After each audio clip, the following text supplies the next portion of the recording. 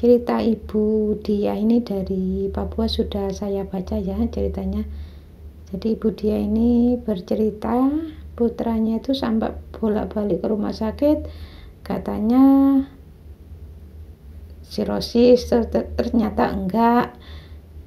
Ya kalau bengkaknya hati itu ya bisa saja nanti menjurus ke sirosis ya, tapi ya mudah-mudahan jangan sampai ke sana. Asites itu kan bengkaknya hati. Kalau bengkaknya hati itu sampai ke kaki, ya ini biasanya kalau dinasehati itu marah, malah yang menasehati itu dinasehati balik. Jadi dinasehati itu marah, orang yang menasehati itu malah dinasehati balik, biasanya seperti itu ya. Jika yang sakit itu memang balitanya, ini kan Ibu Dia ini kan yang sakit kan balitanya, berarti ini dari kesalahan Ibu Dia atau suami, jadi harus dimohonkan ampun pada Allah.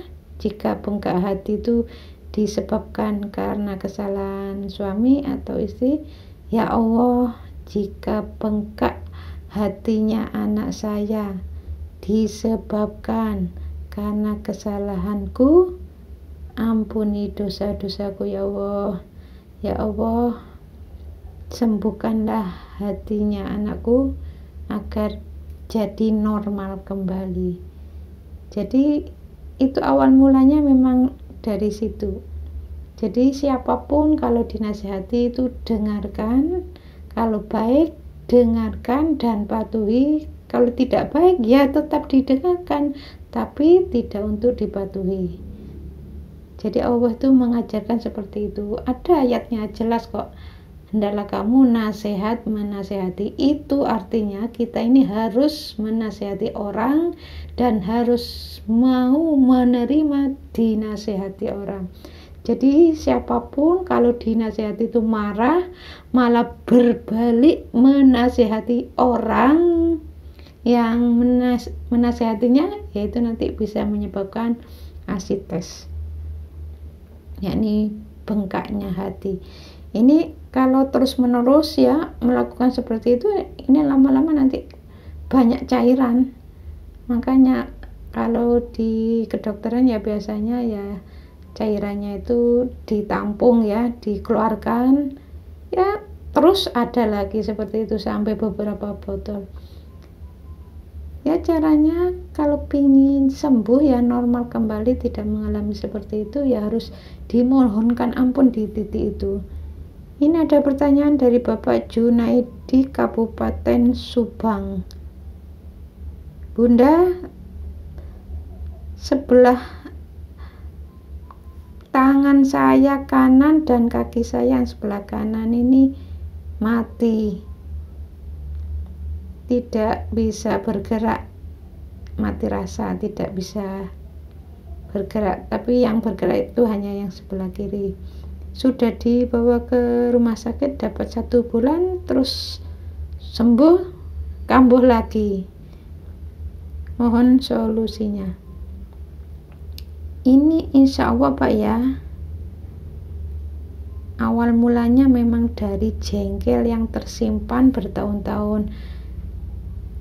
Inilah yang akhirnya itu menjadikan menguncinya saraf-saraf itu khususnya di daerah sebelah kanan ya. Kalau yang kanan berarti ini Bapak kalau di rumah tangga ya, kalau kanan ini biasanya berhubungan dengan menginginkan. Jadi Bapak itu menginginkan, kalau di rumah tangga itu menginginkan baik, misalnya menyuruh sholat, ini kan baik ya.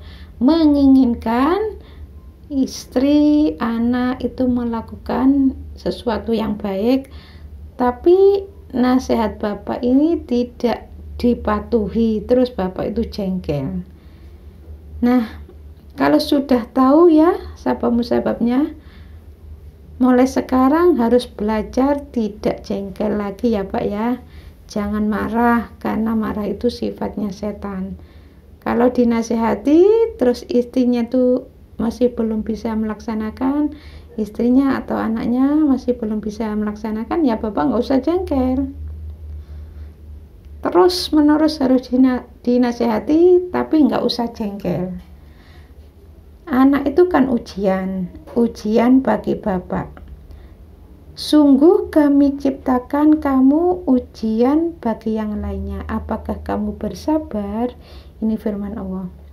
Disinilah putri bungsu Bapak itu menjadi ujian bagi Bapak. Jadi Bapak harus menghadapinya dengan sabar. Ya, ini saran saya ya, pokoknya mulai sekarang kalau menasihati istri atau anak, Bapak nggak usah jengkel. Ya, tetap dinasihati. Jadi kalau mereka masih belum patuh, ya sudah, pasrahkan saja pada Allah. Jadi Bapak nggak usah jengkel, Bapak harus menghadapinya dengan sabar. Ya, mudah-mudahan dengan kesabaran Bapak, terus tidak jengkel lagi, nanti bisa pulih kembali. Jadi varises itu biasanya, kalau varises lambung ya, itu biasanya orangnya tuh kalau jengkel itu diam dulu beberapa jam atau seharian, kemudian meledak. Kalau pingin sembuh, karena Allah harus belajar dihilangkan. Maksudnya ya sedikit demi sedikit. Jadi kalau langsung dihilangkan ya biasanya agak sulit. Jadi harus belajar untuk menghilangkannya sedikit demi sedikit, beberapa minggu, beberapa bulan, ya insya Allah akan hilang sifat seperti itu, tidak melakukan. Jadi kalau langsung jangan melakukan seperti itu. Kalau memang kebiasaannya seperti itu ya memang agak sulit. Jadi harus belajar untuk tidak jengkel. Jadi harus terbuka, memang ibu harus bercerita saja pada Bapak.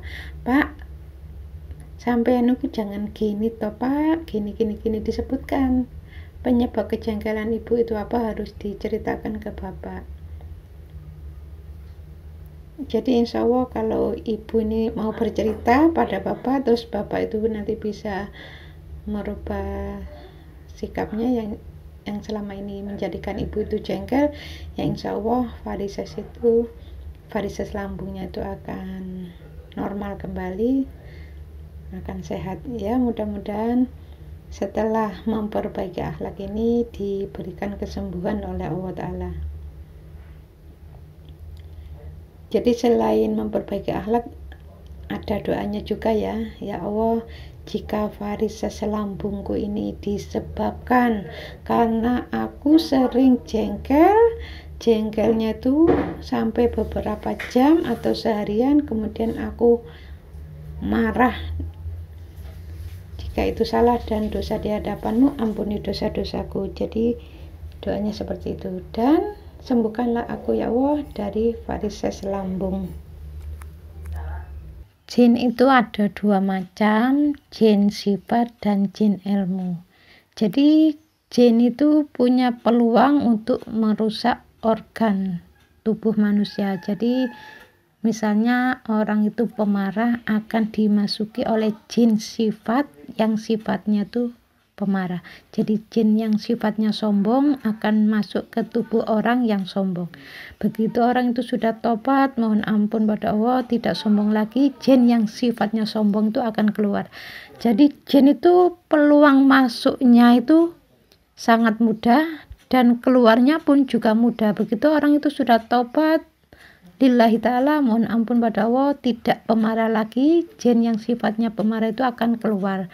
Jadi jin itu keluar dari tubuh manusia bukan karena dibacakan surat tertentu, tapi memang ya orang itu ya kalau sudah memperbaiki akhlak, ya jin yang sifatnya kurang baik itu ya akan keluar. Misalnya orang itu pemarah, begitu orang itu sabar, sudah tidak pemarah lagi, ya jin itu merasa tidak betah di situ, tidak betah tinggal di tubuh orang yang sabar. Tadinya kan pemarah, jin yang sifatnya pemarah masuk. Begitu orang itu sudah tobat dan mohon ampun pada Allah, sudah tidak pemarah lagi, sudah jadi orang sabar, ya jin yang sifatnya pemarah itu akan keluar. Jadi jin itu masuk dan keluarnya itu sangat mudah. Dan jin itu bisa merusak organ-organ tubuh manusia. Makanya orang-orang yang sifatnya kurang baik di mata Allah, misalnya pemarah, itu gampang sekali kena penyakit. Misalnya tiba-tiba punggungnya sakit, ya jin itu nongkrong di situ. Makanya orang-orang yang gampang sakit lutut, gampang sakit pinggang, masuk angin, itu memang awal mulanya ya dari sifat yang kurang baik di mata Allah. Kalau masuk angin itu biasanya sering marah, walaupun marahnya itu kecil, tapi kalau sering itu biasanya gampang masuk angin. Ini ada yang bertanya mengenai pengentalan darah.